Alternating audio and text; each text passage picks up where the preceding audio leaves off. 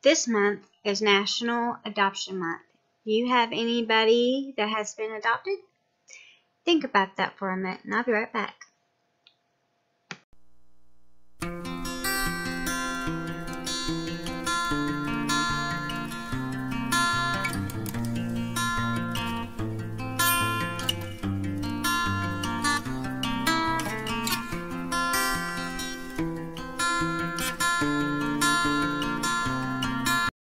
Hi. So yes, this month is National Adoption Month, and I have been adopted, and there's been 2 others in my family that were adopted, all by the same people. Both of us were, or all 3 of us were grandchildren. Only 2 of us had the same birth parents. The other one was by another sibling in the family. Anyway, we do have other family members that were adopted, but that was done outside the family. Anyway, so this is the 4th video into the adoption playlist that I'm making. I'm not sure if this will be the last, but I think with the holidays coming around and thinking about, the children that aren't being adopted, that, with the holidays coming around, people are upset, or, well, not really upset, but sometimes they're depressed because they don't have anybody else in their life. Maybe their adult children have already grown up and left home, or maybe, their grandchildren live far away with their parents, and so you don't get to see them very often. And you're never too old to foster a child or bring your child in for the holidays. I don't know exactly what the restrictions on that would be. I think you might have to go through a process to be a foster parent, maybe, and just do it on during certain times, maybe. I know when my mom was foster caring, she did it on emergency basis, but we ended up having 2 for a long term, and so, I think it would just be determinate on which kind of which one you want. I know here in my state, hold on, my phone's battery's dying. Here in my state, you go through fostering care classes, and I went through with my mom, but I know you have to go through them regardless if you are doing an emergency or if you're doing it full time. But I don't remember how long it lasted. It was like a week. It was like a day a week or 2 days a week for so many weeks, and then you got your, you passed and got your certification. You do get paid to take care of them. You're not giving another kid another mouth to feed without the extra, money. And if you do it right, then the kid's getting all the money and you're taking care of them, and that's the right way to do it.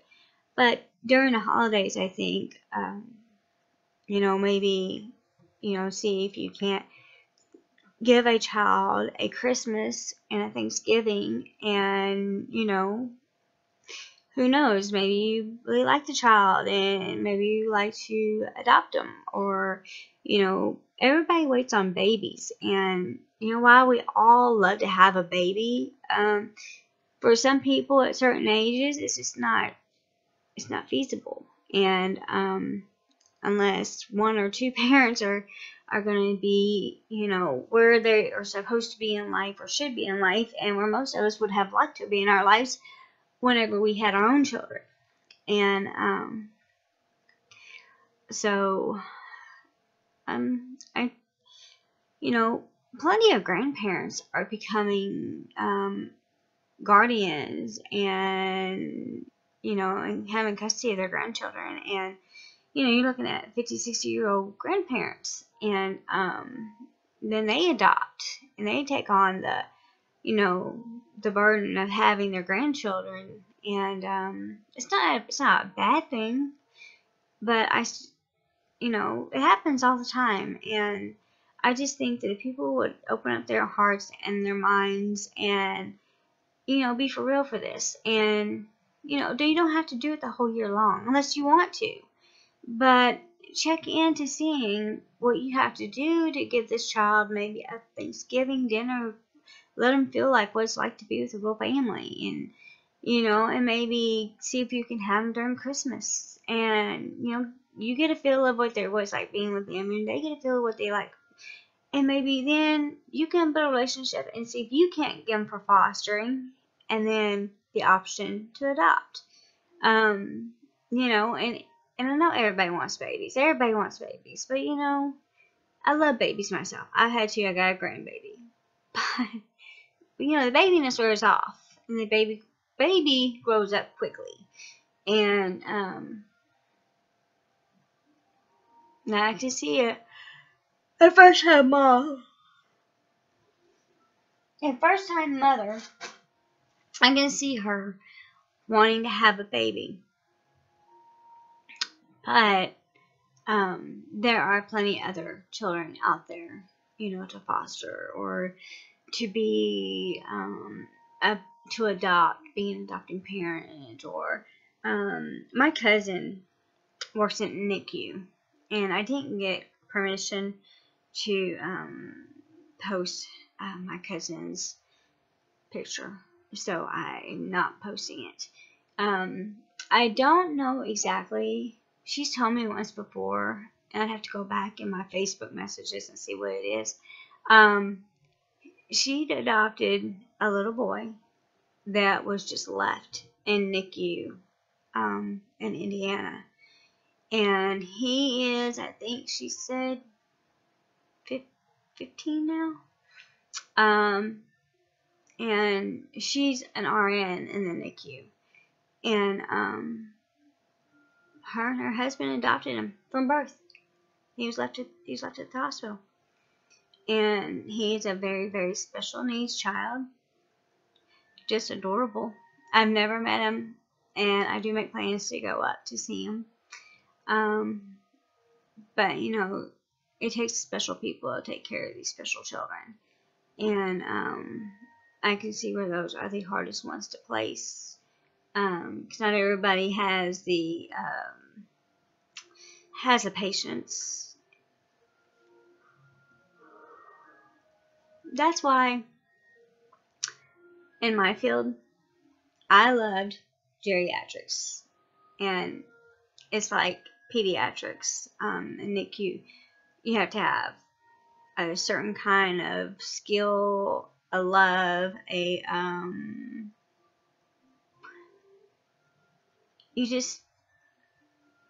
have to be able to deal with them that are in the system.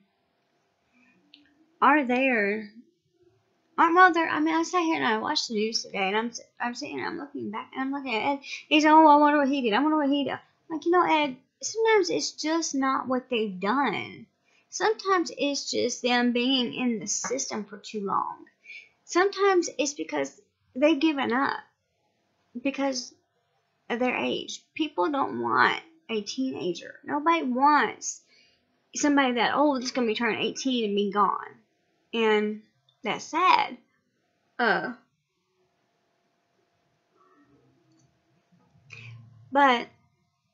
they were talking about these kids going through this thing and trying to push them out and get them graduate from high school and doing these other things. And that's great, and I hope that it works.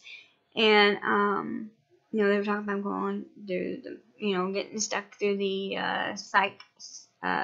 psychiatric wards and stuff. And well, I worked at Caritas Peace. And now it's called back Our Lady of Peace again. I guess they rebought it. But it's still the same thing. And anyway, I worked. They ended up pulling me from working with the boys. Because they were just too strong. They tend to like me a whole lot. So they didn't think that was a good idea for me to be on that unit. And, but the boys had anger issue problems. And I don't think, honestly, from the times I worked the unit, or I had to go over there because I was on the group to, when something happened, we all had to go to that certain area and detain a patient, that it was so much, wasn't really their mental state. They had anger issues, and it wasn't anger towards you. It wasn't anger toward the doctor. It was anger built up from the things that happened during their lives. And most of these children,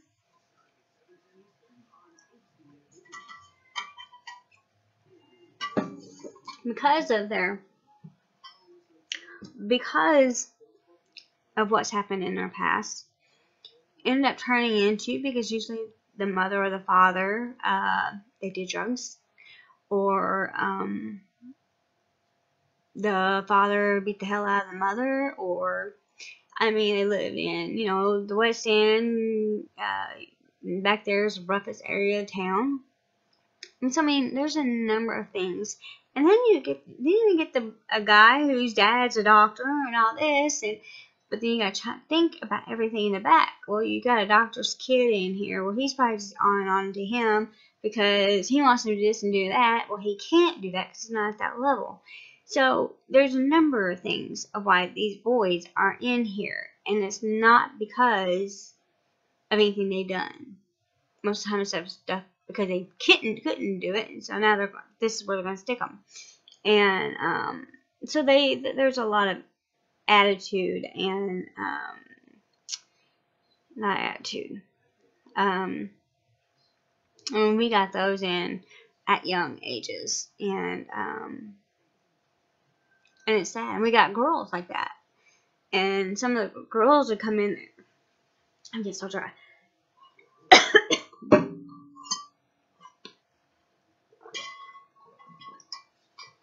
The girls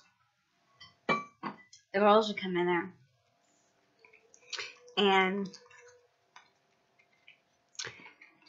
we end up closing that ward because we didn't have enough people.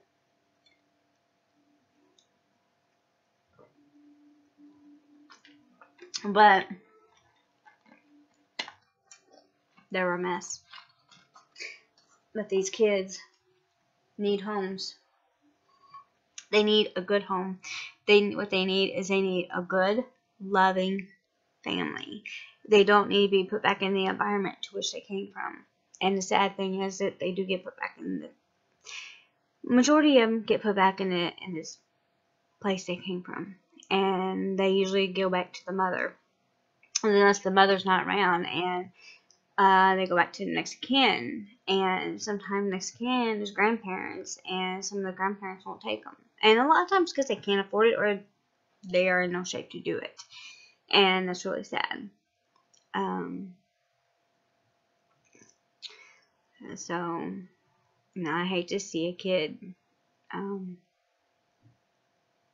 be thrown around in a system like that.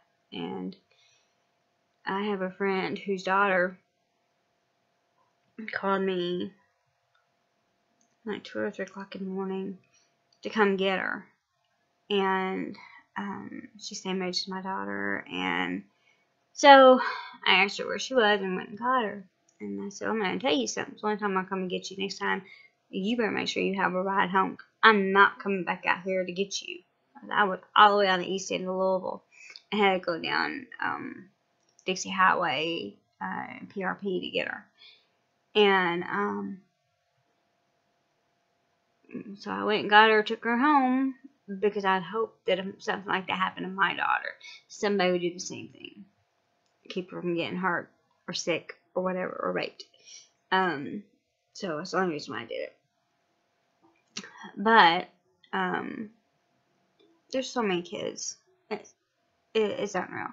I mean, I think Louisville's got like 2 million people in it. I don't know. And there's so many so many kids just out in the system and not getting the love, and people just need to open up their hearts more. And I realize that money's tight, and adoption here costs a lot of money. But I mean, you could foster care, so, and maybe through that adopt them through that way. I don't know if it's any cheaper or not, but you could always try.